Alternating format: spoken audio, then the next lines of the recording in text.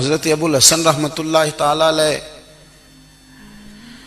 حضرت معاذ ابن جبل رضی اللہ تعالیٰ عنہ کے پاس بیٹھا کرتے تھے. فرماتے ہیں ان سے جو پیار بڑھا تو پھر میرا مصلی سے بھی بڑھ گیا. تابعی ہیں. فرماتے ہیں صحابی رسول سے محبت ہوئی تو ذکر سے بھی ہو گئی, پھر درود شریف سے بھی ہو گئی. محبت ان سے بڑھی تو پھر اللہ نے مسجد کا پیار بھی بڑھا دیا. آپ فرماتے ہیں کہ میری ہر وقت طبیعت چاہتی تھی کہ بس اللہ اللہ کروں, بس اللہ اللہ کروں, بس نہ میں ذرا تھوڑی جان چھڑاؤں لوگوں سے, کو 10 منٹ ملے تو میں کو 4 نفل پڑھ لوں, میں تھوڑا سا نہ بچوں لوگوں سے اور مجھے تسبیح ملے تو میں نہ کچھ 400-500 دفعہ استغفار پڑھوں, سبحان اللہ الحمدللہ اللہ اکبر لا حول ولا قوت الا باللہ, میں نہ تسبیحات پڑھوں. فرماتے ہیں کہ بچے تھے گھر میں 6-7, غربت تھی, کام ملتا کوئی نہیں تھا, اور میں کام چور نہیں تھا, کام ڈھونڈتا تھا, پر اللہ کی قدرت کے کام نہیں ملتا تھا.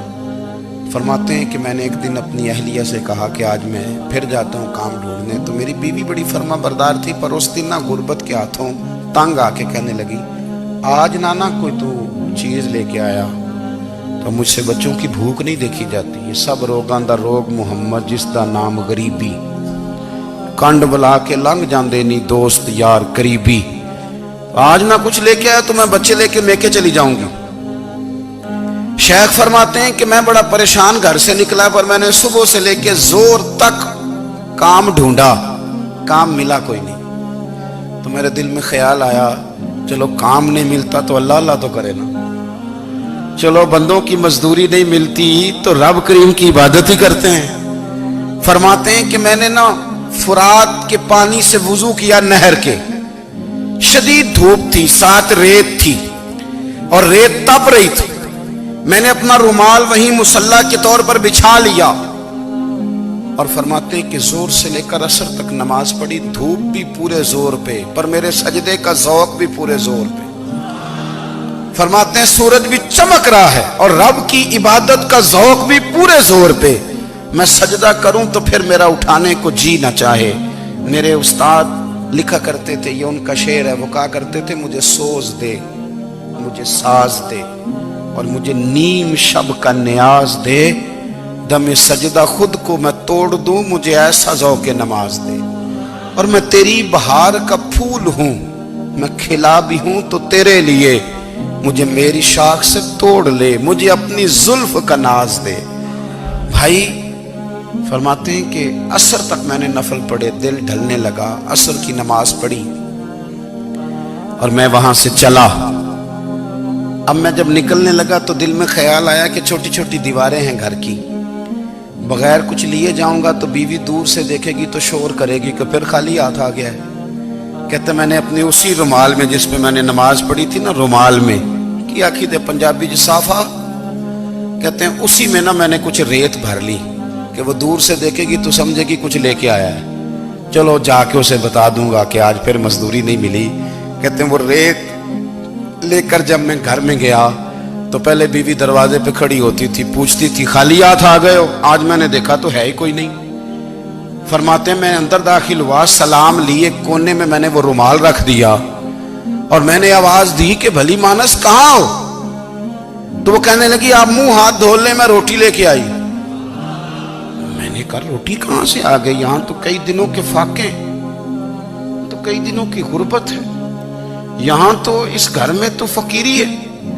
فرماتے ہیں کہ وہ روٹی لے کے آئی اور اس وقت کی جو موجودہ نعمتیں تھیں, سمجھ لیں سلاد, اچار, ہر چیز ساتھ لائی.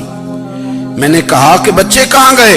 کہنے لگی وہ کھانا کھا کے کھیلنے گئے, آپ کھانا کھا لیں آ جاتے.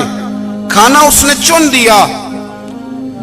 میں نے حیرت انگیز لہجے میں ساری نعمتیں اپنے دسترخوان پہ دیکھ کر کے بیوی سے پوچھا یہ کہاں سے آیا کھانا؟ بچوں کو تو نے کہاں سے کھانا کھلایا؟ یہ سارا کچھ کیسا ہے؟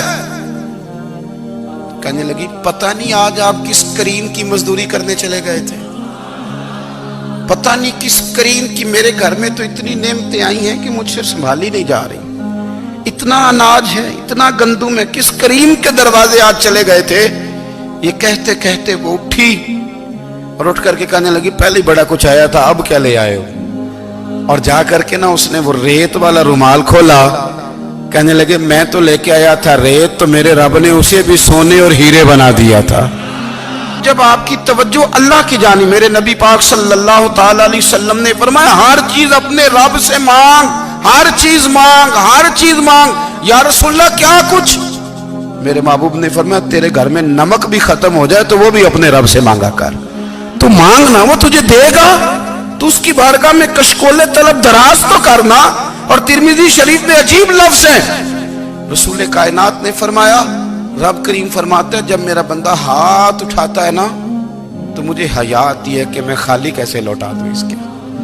اتنے بڑے بادشاہ کی بارگاہ میں، او بھائی لوگوں سے عزتیں تلاش کرتے ہو تو وہ کیا تمہیں عزت دیں گے؟ وہ تو کل اچھا کہتے ہیں پرسوں برا کہنے لگ جاتے ہیں۔ لوگوں کے سامنے گڈ بک میں آنا چاہو گے تو وہ تو سویرے تمہارے بارے میں کچھ کہیں گے، شام کچھ اور کہیں گے۔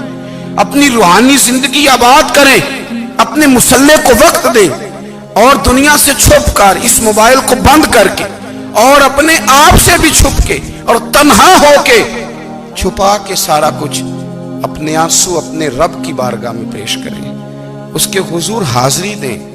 سنو نا ترمذی کی حدیث اور اسے یاد رکھنا، نبی پاک علیہ السلام نے فرمایا اپنے دکھ لوگوں کے سامنے نہ بیان کرنا، سیٹھوں نوابوں کو نہ بتاتے پھرنا، دنیا داروں کے سامنے جا کے نہ رونا کہ میں تکلیف میں ہوں۔ فرمایا اگر دنیا داروں کو دکھ بتاؤ گے رب تمہیں کبھی غنی نہیں کرے گا، اور لوگ ہیں کہ الٹا مذاق اڑائیں گے۔ آپ کی جس سے بڑی پکی یاری ہے نا، پکی، وہ تب تک پکی ہے جب تک آپ نے 50,000 مانگا نہیں، اور جس وقت آپ نے کہہ دیا کہ میں مجبور ہوں میری مدد کر تو پھر ختم ہو گئی دوستی۔ لوگوں کی تعلقات آپ کے ساتھ تب تک ہیں جب تک آپ ان سے کوئی ضرورت وابستہ نہیں کرتے۔ کریم محبوب فرمانے لگے بندوں کے سامنے دکھ نہ بیان کرنا، اللہ تجھے کبھی غنی نہیں کرے گا۔ تو اپنے دکھ اپنے رب کو بتا، تو دعائیں مانگ، تو اس کی بارگاہ میں حاضر ہو، تو اس کے حضور عرض کر۔ فرمایا اپنے دکھ اپنے رب کو بتا، وہ جلدی کرے یا دیر سے کرے تجھے ساری دنیا سے بے نیاز کر دے گا، تجھے کسی کا محتاج نہیں رہنے دے۔